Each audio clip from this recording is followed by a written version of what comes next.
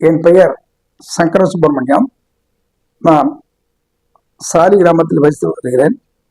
எனக்கு சொந்தமான இடத்தில் தரைதளத்தில் ராம் ஏஜென்சி என்ற ஒரு தொழிற்சாலை இயங்கிக் கொண்டிருக்கிறது. இதற்கு நான் எந்த அக்ரிமெண்ட்டும் எந்த ஒரு ஒப்பந்தமும் எந்த என்ஓசியோ கொடுக்கவில்லை.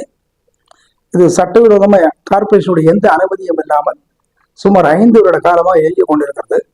நான் வெளியூர் சென்றிருக்கும் போது அவர் இது என்னிடத்தில் அனுமதி பெறாமல் இந்த தொழிற்சாலையை வைத்து விட்டார். நான் தொழிற்சாலை கேட்டு இடம் கொடுக்கவில்லை, அலுவலகத்திற்கு கொடுத்தேன், எந்த அக்ரிமெண்ட்டும் போட்டு கொடுக்கவில்லை. பிறகு தொழிற்சாலை என்று தெரிந்தவுடன் நான் இதை அக்ரிமெண்ட் கொடுக்காமல் கார்பரேஷனுக்கு தொலைபேசியில் அழைத்தேன். அவர்கள் தொலைபேசியில் அழைத்தால் போதும் நடவடிக்கை எடுப்போம் என்று கூறி அதை அவர் நடவடிக்கை எடுப்பதற்கு பயன்படுத்திக் கொள்ளவில்லை. அவர் அதை கண்டுபிடித்து லஞ்சம் வாங்கி கொண்டிருக்கார் என்பதற்கு அந்த தொழிற்சாலை நடந்த பேங்க் அக்கௌண்டோ தெரிந்து கொள்ளலாம்.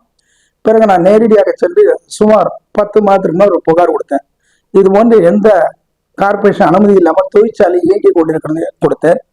அதற்கு அவர் விசாரித்து விட்டு அனுமதி இல்லை, இது குற்றம் தான் என்று அதை சீல் வைத்து விடுவோம் என்று தொழிற்சாலைக்கு கடிதம் எழுதி எனக்கும் ஒரு நகல் அளித்தார்கள். நான் பிறகு சுமார் ஒரு 50 நாளுக்கு பிறகு தாங்கள் தொழிற்சாலையை சீல் வைத்து விடுவோம் என்று எனக்கு கடிதம் எழுதி விட்டனர். ஆனால் இதனால் வரை சீல் வைக்கவில்லை.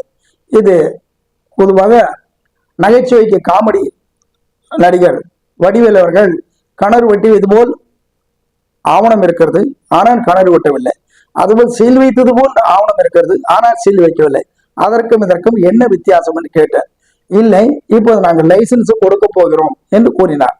அப்படி லைசன்ஸ் கொடுக்கறதுக்கு தாங்களுக்கு அதிகாரம் இருந்தால் 5 வருடத்துக்கு முன்னாடியே கொடுத்திருக்கலாமே. 5 வருடமா நடந்து கொண்டிருக்கிறது. ஆனா 10 மாதமாகத்தான் புகார் கொடுத்தேன் நான். அப்போ நீங்க 5 வருடத்துக்கு முன்னாடியோ இல்லை புகார் கொடுத்த அன்றே கொடுத்திருக்கலாமே. அப்போ இதில் தாங்கள் இப்போ இனிமேல் லைசன்ஸ் கொடுக்காம வேண்டும் என்று சொன்னால், முதலாவது எதற்காக நீங்கள் தொழிற்சாலையை சீல் வைக்க வேண்டும் கூறினால், எதை வைத்து நீங்கள் லைசன்ஸ் கொடுக்க வேண்டும் என்று கூறினார் கேட்டார். அவர் கூறியது எந்த உரிமையாளரின் கையெழுத்து தேவையில்லை என்று கூறிவிட்டார் என்ற இடத்தில். ஆனால் சட்டத்தில் ஒரு தொழிற்சாலை இயங்க வேண்டும் என்றால் அதுக்கு தனி சட்டம். ஆனால் ஒரு ட்ரேடிங் பிசினஸ் இயங்க வேண்டாம் தனி சட்டம். இரண்டுக்குள்ள வேறுபாடு. ஒரு தொழிற்சாலை இயங்கினால் அதில் உரிமையாளருடைய அனுமதி இல்லாமல் இயங்கினால் அதில் கரண்ட் திருடுவனாலோ இல்லை உரிமையாளருக்கு பாதிப்பு ஏற்பட்டாலோ இல்லை அந்த பில்டிங்குமே சேதமடைந்தாலோ அதில் உயிரிழப்பு ஏற்பட்டாலோ அந்த நஷ்டஈடை யாரிடத்தில் கேட்பது? ஒப்பந்தம் இருந்தாலோ என்ஓசி இருந்தாலோ தான் அது யார் என்று முடிவு செய்ய முடியும். அவர் பெயரிலே ஒரு எஃப்ஐஆர் போட்டோ ஒரு சார்ஜோ கொடுக்க முடியும். ஆனா எதுவுமே இல்லை என்று சொன்னால் அது நடத்தக்கூடாது என்றுதான் சீல் வைக்கிறேன் என்று சட்டப்படி கூறியிருக்கிறார். இதன் பிறகு எதுவுமே தேவையில்லை என்று கூறினார். அப்போ இதை கைவிட்டு போயிட்டதற்கு ஒரு மறைமுகமான ஆதாரம் கொடுத்தது போதுதான் இருக்கிறது. 6ஆவது இருக்கிறது. இதை லைசன்ஸ் கொடுக்கிறேன் என்ற முருகேசன் என்பவரிடத்தில் போய் முறையிட்டேன். அவர் தான் ஒரு அசிஸ்டன்ட் கமிஷனர். இந்த ப்ரொபோசல் அனுப்புவர் பெயர் பிரகாஷ். அவர் தான் இதெல்லாம் பிரகாஷின் இடத்தில் கூறியது, ஒரு தொழிற்சாலைக்கு இந்த ஆவணம் வேண்டும், இல்லை என்று சொன்னால் சீல் வைக்க வேண்டும் என்று கொடுத்தவன் நான் தான். எந்த ஆவணமும் தேவையில்லை, லைசன்ஸ் கொடுக்கிறேன் என்று நானே சொன்னால் அது கையூட்டு வாங்கினது போல் ஆகிவிடும். அது சட்டப்படி குற்றம். நான் ஒரு கன்வேர்ட் ஐஏஎஸ் ஆக ப்ரொமோஷனில் வெயிட் பண்ணிட்டு கொண்டிருக்கேன். எனவே இது நான் கொடுத்தால் குற்றமாகும் என்று வீடியோ ஆதாரத்தில் பிரகாஷ் மேலும் முருகேசனும் கொடுத்திருக்கிறார்கள். சுமார் இருவருமே நாங்கள் லஞ்சம் வாங்க மாட்டோம்னு கூறுகிறார்கள். அப்படி லஞ்சம் வாங்காமல் இருந்தால் இந்த தொழிற்சாலை சுமார் 5 வருடங்களாக நடந்து கொண்டு இருக்கிறது புகார் கொடுத்திருக்கிறேன். ஒரு நாளாவது இது நடந்திருக்கிறதா இல்லையா, 5 வருடமாக நடந்ததுக்கு யாருடைய கவனக்குறைவு, இல்லை கார்பரேஷன் ஏன் இது சம்பந்தமாக விசாரணையில் எடுத்துக்கொள்ளவில்லை, ஏன் இபிஐ சென்று செக் பண்ணவில்லை என்று ஒரு நாள் கூட மானிட்டர் செய்யவில்லை முருகேசன் பிரகாஷை.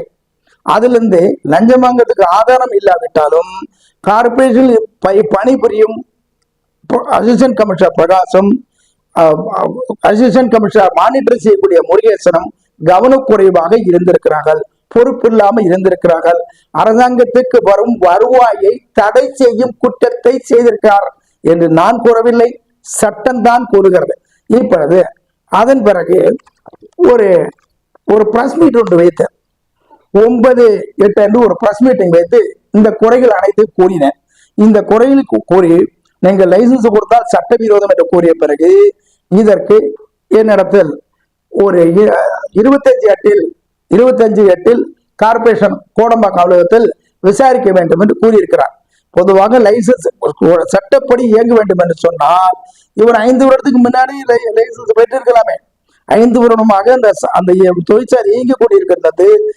ஆவணம் மூலியமாக கடிதமாக கொடுத்தேன். ஒரு நாளைக்காவது 5 வருடமாக இயங்கி கொண்டிருக்கிறதா இல்லையா, என் புகார் உண்மை இல்லை என்றோ இல்லை அது உண்மை இருக்கு என்றோ கூறாமல் இருந்தால் 5 வருடமாக இயங்குவதற்கு அவர் மௌனமாக இருந்ததே ஒரு ஆதாரம். மேலும் இன்று அவர்கள் கார்பரேஷன் அலுவலகத்தில் அவர்கள் செய்த குற்றத்திலிருந்து தப்பிப்பதற்கு இதில் ஒரு விசாரணை வைத்து நாங்கள் லைசன்ஸ் இந்த பிரிவில் கிராம ஏஜென்சிக்கு கொடுக்க போகிறோம் என்று என்னை வரத்தூள் இருக்கிறார்கள். 25/8 குறிப்பாக கூறுகிறேன். இன்னும் கூறுகிறேன், தொழிற்சாலையுடைய சட்டம் வேறு, ட்ரேடிங் கம்பெனியுடைய சட்டம் வேறு. ட்ரேடிங் கம்பெனிக்கு உரிமையான கையெழுத்தில்லாமல் ஒரு லைசன்ஸ் கொடுத்தால் உயிரிழப்பு பாதிப்பு ஏற்படாது, கரண்டை திருட முடியாது, பில்டிங் இடிந்து விடாது. இந்த 3 தொழிற்சாலைக்கு இருக்கிறது. அவர்களை விட மிக குறைவான கல்வி திறமை உள்ள நான் இதையெல்லாம் தெரிந்து வைத்துக் கொண்டிருக்கிறேன். ஆனா கார்பரேஷனில் செயல்படுத்தும் அதிகாரிகள் இதை பற்றி விவரம் தெரிவிக்கவோ இல்லை 5 வருடம் எப்படி இயங்கியது என்றோ அது எங்கள் தவறுதான் என்றோ இல்லை பொறுப்பு இல்லாமல் இருந்தேன் என்றோ கூறாமல் 6 மாதத்துக்கு மட்டும் அரசாங்க வருவாயை பெற்றுக்கொண்டு 6 மாதத்துக்கு தான் வாங்க இயலும் என்று கூறினாரு. அப்ப மீது நாளில் இவர்கள் பொறுப்பு இல்லாமல் இருந்ததற்கும் இல்லை அரசாங்கம் இந்த வருவாயை தடைச்சது கூட்டத்தை செய்திருக்கிறார் என்பதுக்கு தான் ஒரு ஆதாரம். மேலும் இந்த 25ஆம் தேதி என்னை வர சொல்லியிருக்கிறார்கள். எதற்கென்றால் அவர்கள் இப்பொழுதில் ஒரு போலியான ஒரு ஆவணத்தை உருவாக்க வாய்ப்பு இருக்கிறது. கிராம் ஏஜென்சி என்பது தொழிற்சாலை, அது ஒரு ட்ரேடிங் பிசினஸ் அல்ல. தொழிற்சாலைக்கு நிச்சயமாக என்னுடைய உரிமை இல்லாமல் கொடுத்தால் அதில் யாரு பொறுப்பேற்க வேண்டும் இருக்கிறது. உதாரணத்துக்கு ஒன்று கூற வேண்டும் என்றால் கார்பரேஷன் சுத்தி போர்டு வைத்துள்ளார்கள். லஞ்சம் கொடுக்கக்கூடாது, லஞ்சம் வாங்கக்கூடாதுன்னு கொடுத்திருக்காங்க. நான் என்ன சொல்கிறேன், அது உண்மையாக செயல்படுத்த வேண்டும் என்றால் அதிகமாக பணப்புழக்கம் விளங்கும் அடையாளம் போல் எத்தனை நிறுவனம் வைத்துக் கொடுக்கிறார். அங்கு உள்ள பர்ச்சேஸ் ஆபீஸில் யாராவது ஒரு லஞ்சம் வாங்குகிறாருண்டோ அந்த போர்டு இருக்கிறதா, இல்லை ஒரு டிவிஎஸ் கம்பெனி இருக்கிறதா, இல்லை சங்கீதா ஹோட்டல் இருக்கிறதா? அப்ப நீங்கள் இந்த லஞ்ச ஒழிப்பு போர்டு வைத்து இருக்காங்க என்றால் நீங்கள் இதை ஜாக்கிரதையாக லஞ்சத்தை கொடுத்துக்கொள்ள, நீங்கள் பாதிக்கும் அளவுக்கு லஞ்சத்தை கொடுத்து மாட்டிக்கொள்ளாது என்று எடுத்துக்கொள்ளவா? இது போன்ற குற்றங்களை ஒரு சுமார் 9 பிரஸ் மீட்டிங் கொடுத்தனே, இதே விஜிலன்ஸ் டிபார்ட்மெண்ட் பார்த்திருக்கமே, இதை லஞ்ச ஒழிப்பதை பார்த்து இதுல ஏதாவது குற்றம் இருக்கிறாது என்று அணுகவோ ஒரு நாள் கூட ஒரு தொலைபேசி அழைக்கவோ இதனால் வரையும் இல்லை. எனவே இந்த லஞ்சத்தை ஒழிக்கவும் முடியவில்லை, லஞ்சத்தை தடுக்கவும் முடியவில்லை. இன்னும் சொல்ல போனால் லஞ்சம் இருக்கிறது என்று ஒருவரை கூட இவர்கள் நடவடிக்கை எடுத்ததும் இல்லை.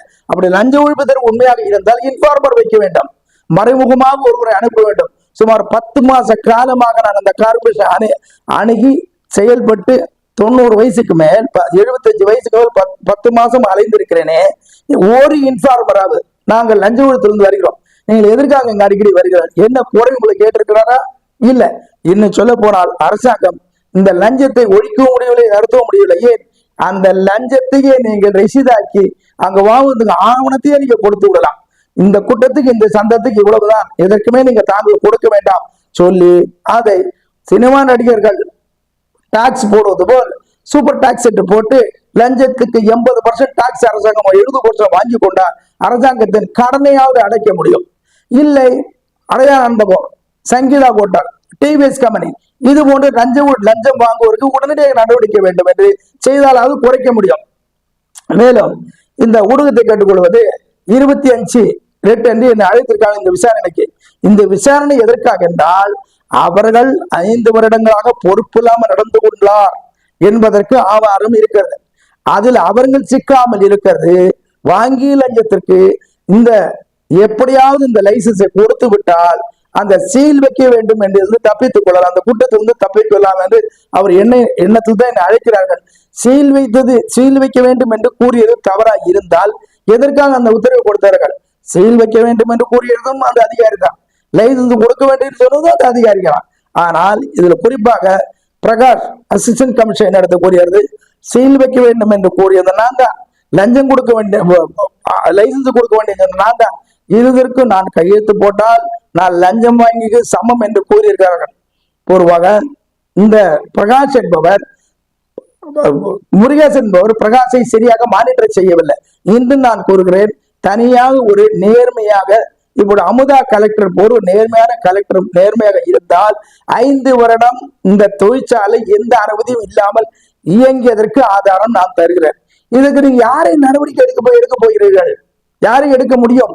5 வருடம் எந்த அனுமதி இல்லாமல் இயங்கியதற்கு யார் பொறுப்பு? கார்பரேஷன் தானே பொறுப்பு. நீங்கள் புகாரில் தெரிவிக்கலாம், ரகசியம் காக்கப்படும் என்று கூறுகிறார்கள். ரகசியம் காக்கப்படுவதற்கு அல்ல, லஞ்சம் பெற்றுவதற்கு புகார்தாரை ஒரு புரோக்கராக பயன்படுத்திக் கொண்டிருக்கிறார்கள். எனவே நீங்கள் 25/8 கூட கோடம்பாக்கம் கார்பரேஷன் அலுவலகத்துக்கு உங்களை வரும்படியும் கேட்டுக்கொள்கிறேன். இன்னும் அங்கு என்ன நடக்கிறது, இதில் வேறு என்ன நடக்கும் என்று கூறுகிறேன். நன்றி, வணக்கம். மேலும் தடை செய்த பொருட்களை தொழிற்சாலையில் தயாரிக்கிறார் என்று ஒரு புகார் கொடுத்ததற்கு அவர் எனக்கு எழுதிய நகல் கம்பெனிக்கு நேரடியாக எழுதி கொண்டு எனக்கு தடை செய்த பொருட்களை மென்ஷன் செய்து, நீங்கள் தடை செய்த பொருட்களை இரவில் ஓட்டாமல் பகலில் ஓட்டிக் கொள்ளலாம் என்று கடிதம் கார்பரேஷன் எழுதியுள்ளார் என்று சொன்னால், சட்டத்திற்கு புறம்பாக வாயால் கூறினார், இல்லை என்று கூறலாம், பொய் என்று கூறலாம், கடிதமே எழுதியுள்ளார். இதற்கெல்லாம் யார் விசாரணை வைக்க போகிறார்கள்? யாரை தண்டிக்க போகிறார்கள்? குறிப்பாக முருகேசன், பிரகாஷ் இருவரும் அரசாங்கத்தை வருவாயை தடை செய்திருக்கிறார் என்பதற்கு ஆதாரம் மூலியமாக தெரிவிக்க அனைத்து ஆதாரமும் என்னிடத்தில் இருக்கிறது. முடிந்தால் லஞ்ச ஒழிப்புத்துறை என்னை அணுகலாம். இந்த வீடியோவை பார்த்துவிட்டு நன்றி.